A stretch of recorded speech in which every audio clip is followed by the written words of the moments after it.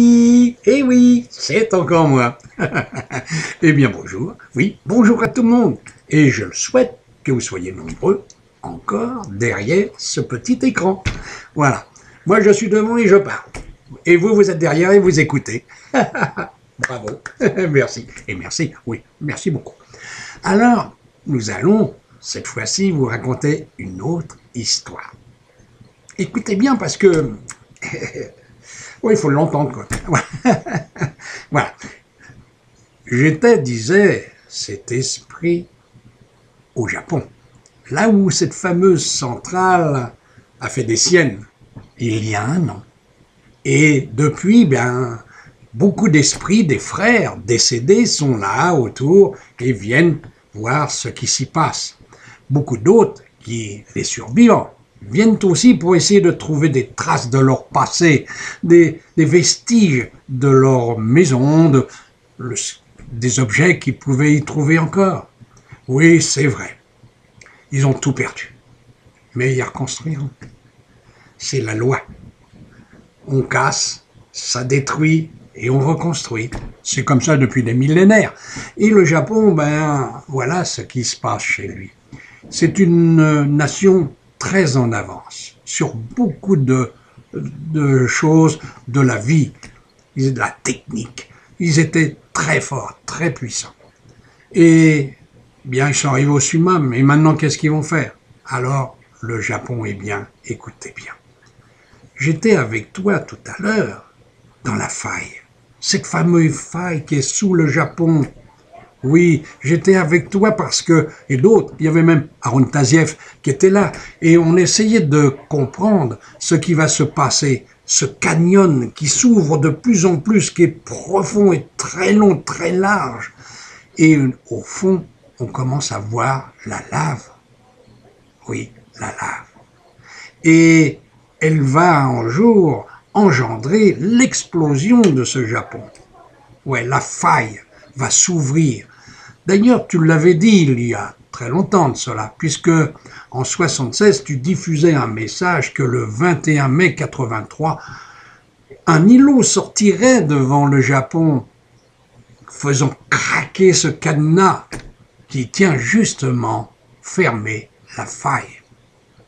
Le 23 au matin, il y a eu une terrible secousse sismique au Japon et un énorme et gigantesque tsunami.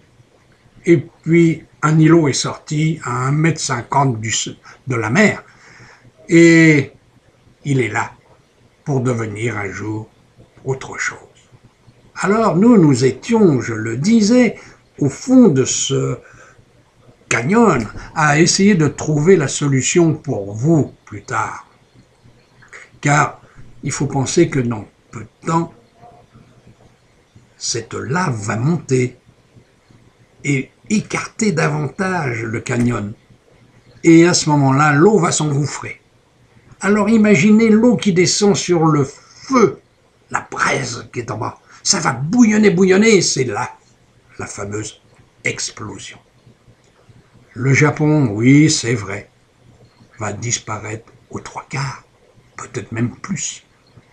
Les survivants, quelques centaines de milliers qui vont se trouver sur des îlots aux alentours, et ceux qui sont, bien sûr, hors Japon, ceux qui ont émigré à droite à gauche, car Dieu fait bien les choses. Il les a poussés à droite à gauche par les guides en disant « va là-bas, tu seras sauvé ».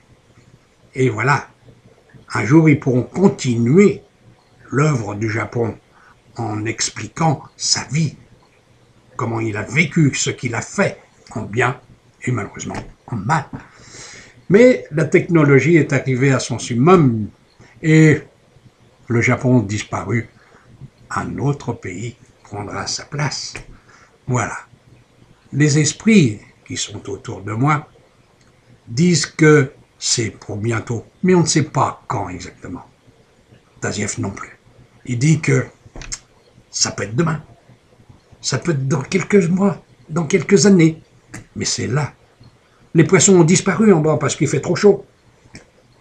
Ils sont montés en surface et disparus du secteur. Voilà. Mon frère, tu écris, mais tu écris parce que tu m'as dit, justement, allez, viens. tu vas me suivre. Et quand j'arriverai chez moi, je vais rentrer dans mon corps. Et à ce moment-là, eh bien, tu vas me voir sortir du lit et me diriger vers le bureau. Tu viendras et tu me dicteras cela. Car il faut que le monde sache que si le Japon meurt, ce n'est pas grave. La mort n'est rien. Et le Japon, lui, y résistera par les survivants, qui reconstruiront, peut-être un petit peu plus loin. Comme ça, c'est toujours fait sur la Terre. Voilà. Alors j'ai écrit.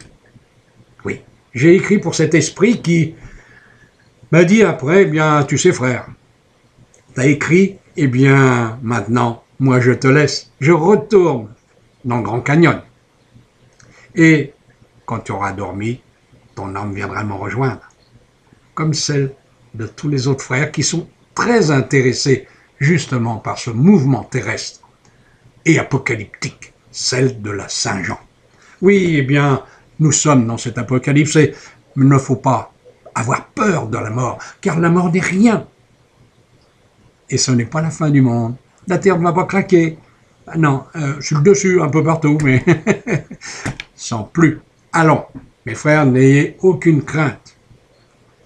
La vie, la mort, ce n'est qu'un. D'ailleurs, la mort, c'est une naissance. Allez, je vous dis à bientôt. Méditez sur ça et pensez que quand le Japon va s'ouvrir, comme une toile d'araignée, la faille va s'écarter. Et il y aura des séismes, des tremblements de terre un peu partout et de plus en plus souvent, mais ce n'est pas grave. Pensez que là, sur la terre, nous sommes vivants, incarnés, mais nous sommes immortels. Parmi vous, des gens ont déjà vécu l'apocalypse du temps de l'Atlantide. Alors, ce sera encore une autre fois de plus. Tous les 7 millénaires, tout craque. C'est le grand lessivage terrien.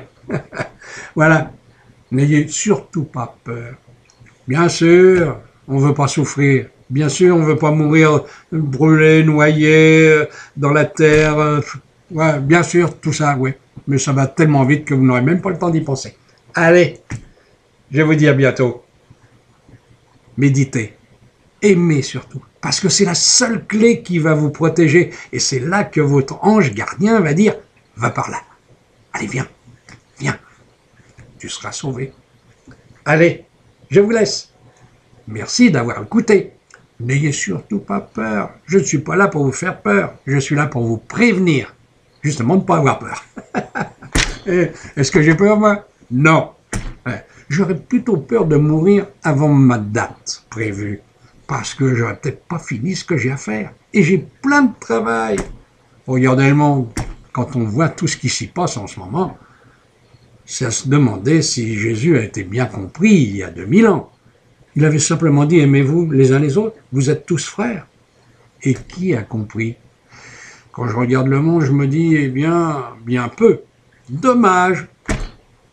Mais ceux-là, ils reviendront reconstruire. Et là, il y aura du boulot. Et là, je vous le préviens parce que j'ai vu les choses. Bon, je ne vous en dis pas plus. Allez, au revoir. Merci d'avoir écouté. Je vous aime, vous le savez bien. Et Dieu aussi. Vous avez entendu? Dieu aussi. Au revoir.